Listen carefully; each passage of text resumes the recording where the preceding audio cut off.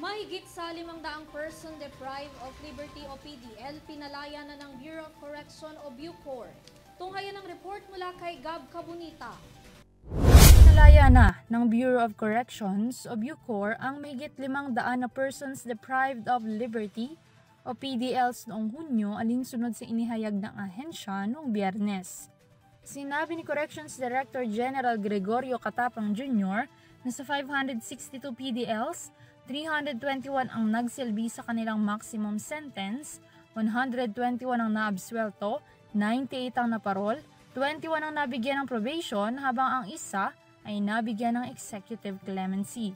Samantala, binigyang diin pa ni Katapang na nagpapatuloy ang ahensya sa mga programa nito para mapabuti ang kalidad ng mga buhay ng mga PDL na nakakulong pa rin sa pamamagitan ng mga bagong pasilidad at rehabilitasyon ng mga kulungan at penal farms sa buong bansa.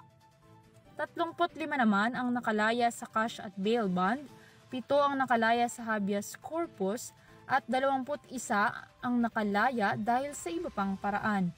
May kabuoang bilang naman na 14,657 ang mga PDL na napalaya mula June 2022 hanggang June 2024. Sa mahigit 14,000 na inilabas ng PDL, sinabi ng Bucor na 8,129 ang nagsilbi sa kanilang maximum na sentensya, 3,592 ang nabigyan ng parol, 2,468 ang naabswelto, 356 ang probation, 52 ang nabigyan ng executive clemency sa pamamagitan ng commutation of sentence at 7 nang binigyan ang executive clemency sa pamamagitan ng conditional pardon. Pinalawak din umano ng Bucor ang e-dalaw system na layong magpahintulot sa mga PDL na makapag-ugnayan sa kanilang mga pamilya at mahal sa buhay.